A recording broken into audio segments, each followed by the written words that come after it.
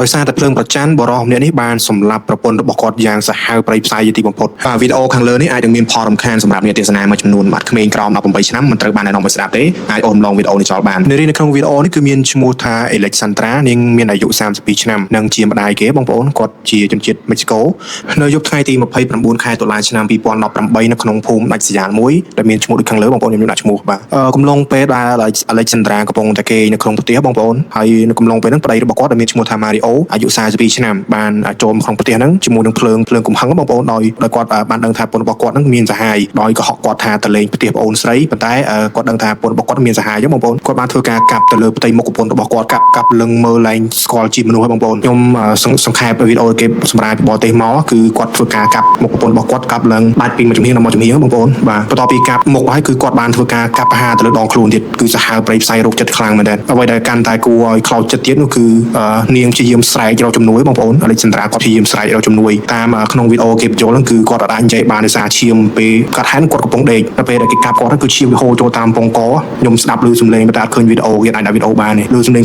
ដូចមនុស្សយើងជក់ទឹកបងប្អូនសម័យមើលខ្លួនឯងវាខ្លោចចិត្តនឹងប្រៃផ្សាយខ្លាំងប៉ុណ្ណាហើយអ្វីដែលកាន់តែអាណិតជាងនឹងទៀតគឺកូនរបស់គាត់បងប្អូនដូចខ្ញុំលើកឡើងខាងលើអញ្ចឹងគឺនាងមានកូនបាទហើយកូនក៏បានស្រែករកជំនួយពីខាងក្រៅប៉ុន្តែកំឡុងពេលហ្នឹងគឺយប់ស្ងាត់មិនដែលមានអ្នកណាគេដឹងថាមានហេតុការណ៍កើតឡើងក្នុងប្រទេសរបស់ពួកគាត់ទេខ្ញុំមិនណិតកូនខ្លាំងមែនទេបងប្អូនហើយ Mario បន្ទាប់ពីវាបានធ្វើនៅសកម្មភាពប្រៃផ្សាយទាំងអស់ហ្នឹងហើយវាបានយកទូរស័ព្ទមកថតបងប្អូនក៏តែមនុស្សគឺរោគចិត្តខ្លាំងមែនទេវាបានយកទូរស័ព្ទមកថតអំពីប្រពន្ធរបស់គាត់កំឡុងពេលដែលដេកក្នុងធ្លុកឈាមហ្នឹងវាបានយកទូរស័ព្ទមកថតជាវីដេអូទៀតហើយវីដេអូវាផុសទៅក្នុងបណ្ដាញសង្គមទៀតណាប៉ុន្តែត្រូវបានគេលុបចេញភ្លាមតែម្ដងហើយហេតុការណ៍ហ្នឹងកើតឡើងមិនបានយូរប៉ុន្មានប៉ូលីសក៏បានចាប់ខ្លួន Mario ហ្នឹងបងប្អូនដោយគេសួរចម្លើយនៅក្នុងវីដេអូហ្នឹងហើយនៅក្នុងឆ្នាំ2019រយៈពេលប្រហែលខែក្រោយមកហ្នឹងក៏កូនស្រីច្បងរបស់ Alexandra ដែលមានឈ្មោះថា Rabika បានធ្វើការបញ្ចប់ជីវិតខ្លួនឯងពីព្រោះគាត់អាចទទួលយកបាននៅដោយសម្ពាធបងប្អូនគាត់មានបញ្ហាផ្លូវចិត្តខ្លាំងគាត់អាចទទួលយកបា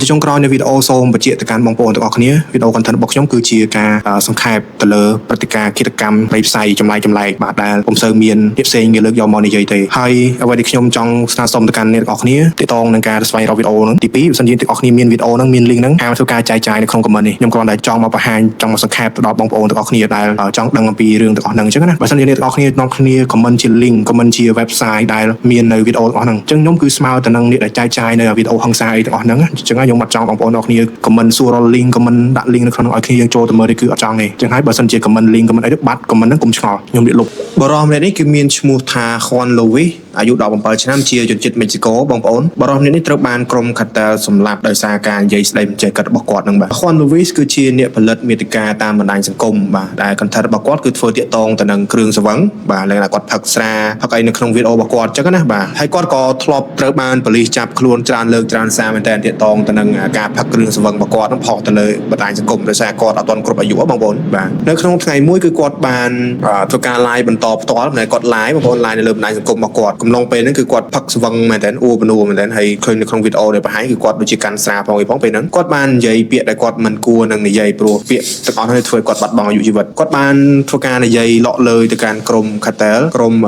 CJNG បាទចាំខ្ញុំបង្ហាញនៅលើវីដេអូឈ្មោះក្រុមនៅលើវីដេអូហើយនឹងបរិសដែលជាមេក្រុមហ្នឹងបាទគាត់បាននិយាយទៅកាន់ក្រុមហ្នឹងថា peel off my cock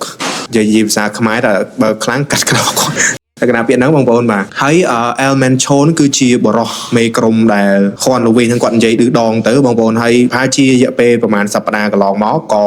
ខាង Elman Chon គឺបញ្ជូនមនុស្សបាទបញ្ជូន hitman ទៅតាមសម្លាប់ខនលវិញនៅក្នុងក្លឹបមួយបាទជិះទៅក្នុងវីដេអូខ្ញុំឃើញមានគេផុសតាមបណ្ដាញសង្គមដែរប៉ុន្តែមើលវាអត់ច្បាស់បងប្អូនដោយសារវីដេអូហ្នឹងហេតុការណ៍កើតឡើងតាំងពីឆ្នាំ2017មកម្លេះតាមខ្ញុំមើលវីដេអូបរទេសគេបញ្យល់គឺគេថាក្រុម Cartel បានបាញ់ទៅលើខនលវិញហ្នឹងចំនួន15គ្រាប់ទៅលើក្បាលបាទហើយបានបាញ់ផ្នែកផ្សេងៗនៃរាងកាយរបស់គាត់គឺមើលឡើងស្គាល់ជាមនុស្សហើយអញ្ចឹងបានគេថាក៏មានមាត់ថាកុំចេះតែនិយាយបងប្អូនបាទនេះគឺ messing with the wrong man ទស្សនផលគឺអញ្ចឹងបាទ Yuquero Aqua គឺជាវីដេអូនៃការធ្វើទរណកម្មទៅលើបរិសម្នាក់ដែលគេមិនស្គាល់ពីអត្តសញ្ញាណហើយការធ្វើទរណកម្មគឺមានលក្ខណៈសាហាវខុសខើនិងប្រៃផ្សាយខ្លាំងមែនទែនពីសំណាក់ក្រុម Cartel មួយក្រុមដែលគេអត់អាចកំណត់អត្តសញ្ញាណបានបងប្អូនសូមបញ្ជាក់បងប្អូនម្ដងទៀតវីដេអូគឺខ្ញុំបកប្រែពីការសម្រាយរបស់បរទេសមកបងប្អូនគេសម្រាយពន្យល់ពីហេតុការណ៍ដែលកើតមានឡើងនៅ ក្នុងវីដេអូទាំងមូលទាំងដងចឹងហើយសម្រាប់បងប្អូនអ្នកដែលបានមើលវីដេអូទាំងអស់ហ្នឹងហើយសូមចាត់បងប្អូនទាំងអស់គ្នាកុំ comment ជា link នៅក្នុងវីដេអូរបស់ខ្ញុំបាទនៅក្នុងវីដេអូនេះគឺមានថេរវេលាប្រហែលជា30វិនាទីជាងបងប្អូនដោយមានបង្ហាញពីបរិសម្នាក់ដែលត្រូវបានគេជាស្បែកមុខចេញអស់តែម្ដងដូចខ្ញុំបង្ហាញនៅក្នុងវីដេអូនេះប៉ុន្តែខ្ញុំសូមរៀងប្រិលបងប្អូនហើយ TikTok ចាប់ប៉ុន្តែជនរងគ្រោះបរិសុទ្ធជនរងគ្រោះនេះគឺនៅមានជីវិតនៅឡើយបងប្អូនគ្រាន់ស្ដាប់នេះក៏វេទនាដែរបងប្អូននៅក្នុងវីដេអូនោះដែរគឺឮសំឡេងក្រុមកតែនោះហាក់ដូចជាសើចសប្បាយជាមួយនឹងការឈឺចាប់របស់ជនរងគ្រោះអញ្ចឹងបងប្អូនបន្ទាប់មកពួកគេក៏សួរទៅកាន់ជនរងគ្រោះនៅក្នុងវីដេអូនោះជាភាសាអេស្ប៉ាញគេសួរថាតើអ្នកឯងចង់ផឹកទឹកអត់អញ្ចឹងណាបាទហើយបន្ទាប់មកជនរងគ្រោះក៏ឆ្លើយមកវិញទាំងលក្ខណៈសំឡេងគងូបងប្អូននឹងស្ដាប់ហើយមនុស្សត្រូវបានគេបលាស្បែកមុខចេញពេលនិយាយទៅឮសំឡេងលក្ខណៈដកឈាមផងស្ដាប់ទៅគឺពិបាកក្នុងខ្លួនមែនតើគាត់និយាយជាភាសាអេស្ប៉ាញមកវិញថាយក Quero Aqua បកប្រែជាភាសាខ្មែរមកមានន័យថាខ្ញុំចង់ផឹកទឹកតមកទៀតក្រុមកតែហ្នឹងក៏ដូចជាលក្ខណៈឌឺដងសើចសប្បាយជាមួយនឹងការឈឺចាប់អញ្ចឹងណាបងប្អូនមិនដឹងថាក្នុងចិត្តគំនិតពួកវាគិតអីបងប្អូនបាទវីដេអូខាងលើនេះអាចនឹងមានផលរំខានសម្រាប់អ្នកទេសនាមួយចំនួនបាទក្មេងក្រោម18ឆ្នាំមិនត្រូវបានណែនាំឲ្យស្ដាប់ទេអាចអូនរំលងវីដេអូនេះចោលបានEl Pandora គឺជាវីដេអូនៃការធ្វើទរណកម្មក៏ដូចជាការប្រហារទៅលើជីវិតរបស់បរិសម្នាក់ដែលគេជឿថាជាជនក្បត់នៅក្នុងក្រុមកតែលមួយនៃប្រទេសមេxicoបងប្អូនបើសិនបងប្អូនទាំងអស់គ្នាពេញចិត្តនឹងការផលិតវីដេអូរបស់ខ្ញុំបងប្អូនទាំងអស់គ្នាអាចធ្វើការគ្រប់គ្រងតាមរយៈ QR code ខាងលើនេះបានអរគុណនៅក្នុងវីដេអូនេះគឺគេមានបង្ហាញពីបរិសម្នាក់ដែលមានកាន់ក្បត់នៅក្នុងដៃហើយបានធ្វើការកាប់ប្រហារទៅលើបរិសម្នាក់ដែលជាជនរងគ្រោះនៅក្នុងវីដេអូហ្នឹងបងប្អូនបរិសម្នាក់នោះបានធ្វើការកាប់ប្រហារទៅលើបរិវេណកែងដៃជើងក៏ដូចជានៅលើដងខ្លួននឹងយ៉ាងសាហាវប្រៃផ្សៃខ្លាំងមែនទែនបន្ទាប់ពីបរិសម្នាក់នឹងបានធ្វើការកាប់ប្រហារទៅលើជនរងគ្រោះហើយគាត់ក៏បានធ្វើការបាញ់ដោយប្រើកាំភ្លើងបាទទៅលើជនរងគ្រោះចំនួនមួយគ្រាប់ធ្វើឲ្យជនរងគ្រោះស្លាប់ភ្លាមៗនៅនឹងកន្លែងតែម្ដងជនរងគ្រោះនៅក្នុងវីដេអូនោះត្រូវបានគេស្គាល់ថាជាបរិសម្នាក់ដែលមានឈ្មោះថា El Pandora Mariosio ដែលឈ្មោះក្រៅរបស់គាត់គឺ El Pandora ហ្នឹងហើយបាទគាត់គឺជាសមាជិកនៅក្នុងក្រុមកតែលមួយប៉ុន្តែគេអត់បញ្ជាក់ថាក្រុមកតែលមួយណាបងប្អូនគាត់គឺជាអ្នកដែលមានជំនាញនៅក្នុងការលក់ប្រេងឥន្ធនៈក៏ដូចជាគ្រឿងស្រវឹងខុសច្បាប់លក្ខណៈរត់គេចពន្ធអញ្ចឹងបងប្អូនហើយហេតុការណ៍ដ៏សាហាវប្រៃផ្សៃនឹងគួររន្ធត់មួយនេះគឺបានកើតឡើងនៅក្នុងតំបន់ខាងលើនេះបងប្អូនខ្ញុំដាក់ឈ្មោះទីតាំងវីដេអូនេះទើបតែមានការរីករាលដាលនៅលើបណ្ដាញសង្គមបងប្អូនមែនតើវីដេអូនេះគឺបានកើតឡើងតាំងពីឆ្នាំ2021មកម្លេះគាត់មើលតបច្ចុប្បន្នវារៀងយូរដែរបងប្អូនប៉ុន្តែវាទើបតែបែកធ្លាយតាមបណ្ដាញសង្គមផ្សេងៗអញ្ចឹងណាហើយទាក់ទងទៅនឹងក្រុមដែលជាជនបកនៅក្នុងវីដេអូហ្នឹងក៏គេអត់ទាន់ដឹងពីអត្តសញ្ញាណហើយក៏អត់ដឹងថាក្រុមសមត្ថកិច្ចបានធ្វើការអនុវត្តច្បាប់ទៅលើក្រុមអស់នឹងហើយឬនៅបងប្អូនវីដេអូនេះគឺបានថតឡើងនៅក្នុងឆ្នាំ2022ដោយក្រុមកតែលមួយដែលមានឈ្មោះថា Jalisco New Generation កតែលនៅក្នុងប្រទេសមេxicoបងប្អូនហើយក្នុងវីដេអូនេះគឺគេបានធ្វើការដាក់ពិន័យទៅលើបរិសម្នាក់នេះដែលមានឈ្មោះថា Imalino បញ្ជាក់បងប្អូននៅក្នុងវីដេអូនេះគឺខ្ញុំធ្វើការបកប្រែពីវីដេអូប៉ាក់មួយនៅក្នុងវីដេអូនេះបងប្អូនឃើញគឺខ្ញុំអត់បានតែមើលវីដេអូពេញទេអញ្ចឹងបងប្អូនបាច់ comment សួររកវីដេអូពេញ comment សួររក link បងប្អូនហើយបើសិនជាបងប្អូនដែលមាន link មានវីដេអូសូមគុំធ្វើការចែកចាយនៅក្នុង comment នេះសោះបាទខ្ញុំនឹងធ្វើការលុបរាល់ comment ណាដែលបង្ហាញពីវីដេអូឬក៏ link ទៅរកវីដេអូទាំងអស់ហ្នឹង Amelino គឺជា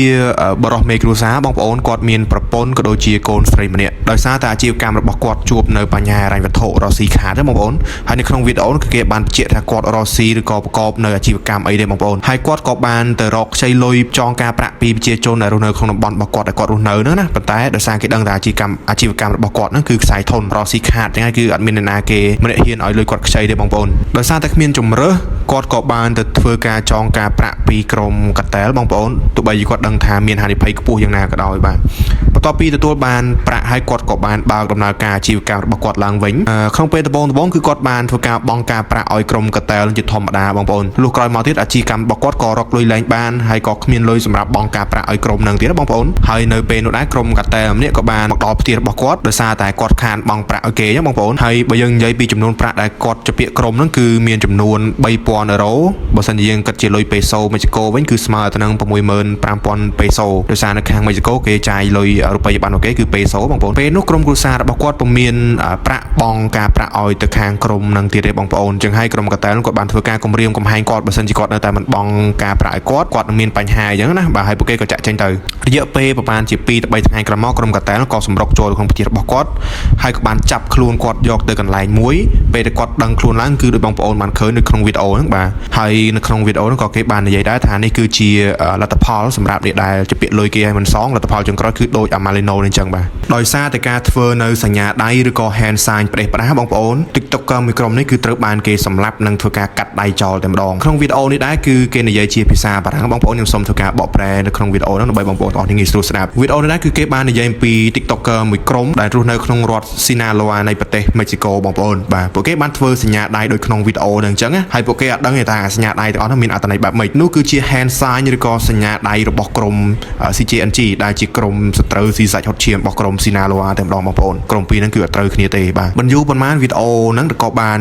go viral ពេញប្រទេសមេស៊ីកូតែម្ដងហើយក៏បានឃើញទៅដល់ក្រុម Sinaloa ដែលជា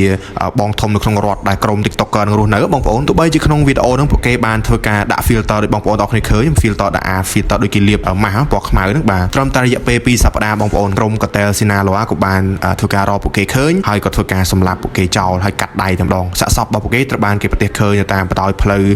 ដាច់ស្រយាលខ្សែនៅក្នុងប្រទេសមេស៊ីកូនៅក្នុងរដ្ឋ Sinaloa ហ្នឹងបងប្អូនបាទនិយាយទៅចំពោះ hand sign ទាំងអស់ហ្នឹងมันអាចจะធ្វើផ្ដេសផ្ដាសបងប្អូនសម្រាប់បងប្អូនដែលគាត់តាមដានជាមួយនឹងខាង rap នៅខាងអាមេរិកគឺដឹងបងប្អូនទាក់ទងទៅនឹង hand sign គឺគេមានជាលក្ខណៈគេបែងចែកបងប្អូនមាននៅខាង West Coast ឬក៏ East Coast អញ្ចឹងទៅបាទគឺពួកហ្នឹងគឺប្រកាន់មិនដែលទាក់ទងនឹង hand sign ហ្នឹងគឺជាសញ្ញាមួយដែលមានន័យថាជាការបកនៅចំនួនអំពើហិង្សាអីបងប្អូនទាក់ទងទៅនឹងអាចធ្វើសញ្ញាដៃផ្ដេសផ្ដាសបើសិនជាយើងអត់យល់អត្ថន័យកុំធ្វើផ្ដេសផ្ដាសឲ្យសោះបាទ